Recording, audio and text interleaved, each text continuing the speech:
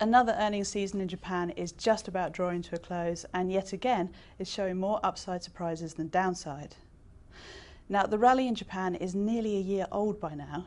It was inspired initially by Shinzo Abe becoming Prime Minister, but now investors are looking for a new impetus. With me to discuss the health of corporate Japan and the market's direction is Hiromichi Tamura, Chief Japan Equity Strategist at Nomura. Tamura-san, thank you very much for being here. Now, let's go straight into the first chart. We're talking about earnings per share, Yes. and they look like being the best ever in Japan. Can you just talk me through why that is? Yeah, basically the Abenomics is working. I mean, for the Japanese, the corporate earnings, the currency rate, especially the Japanese yen, the US dollar, is the key issue. And by the Abenomics, the yen rate has been weakened a lot this year, so that is accelerated the growth of the Japanese corporate earnings.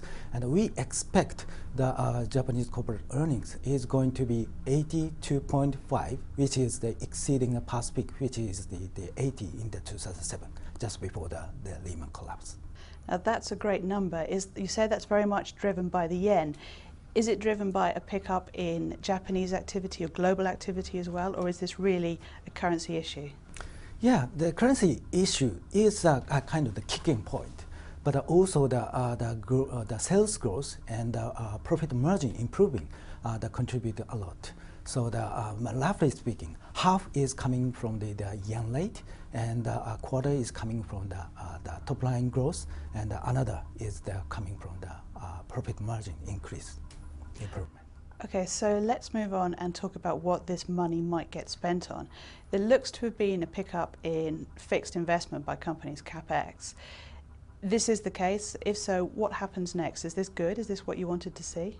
Yes, the capex increase we observed, which is the very good things. I mean, in the Abenomics, I think there are three key issues. One is a capex increase, and the second one is a CPI positive, and the third one is a wage increase. For these three, we have confirmed the first two things. So rest is a wage increase, I think. Now, let's move on and talk about who could be driving this market rally, because in the last year, the Topix has been the best performing big index in the world, bar none. Yes. Foreigners have been very interested in Japan this year. Is that driving the rally? Is this an important force going forward? Yes, I mean, at the market, Tokyo Stock Exchange market, the foreign investors traded at the 60 or 70% level. So the direction of their foreign investors are very important for the direction of the stock market. And basically, they are not negative still. That they have keep the positive view for the Abenomics. As I explained, there are three the checking point: the capex and the CPI and wages. So the two things has been already cleared. So they are now checking whether the wage increase is going to happen or not, and they are ready to go. Well, so far so good, but let's look a little bit what happens in the medium term. Now, so if Abenomics works, what happens to the Nikkei? Where does it go? Well, in terms of the midterm view, we think Nikkei 225 is going to be 25,000 level if the Abenomics is going to be succeeded.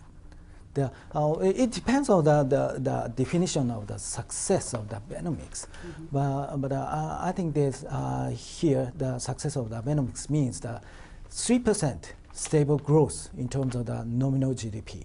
The 3% consists of the 1% of the real growth rate and the 2% the inflation rate, which is the current target of the BOJ.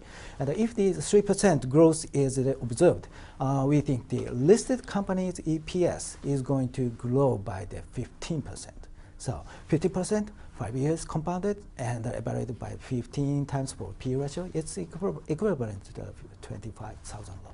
So it's not so difficult to achieve, I think. For some of us, that's difficult to imagine, but there you have it. Should Abenomics work, Nikkei back at 1990 levels doesn't seem so tough. Tamura-san, thank you very much for being here. You're welcome. And you can read more about markets, both Japanese and global, at ft.com/markets.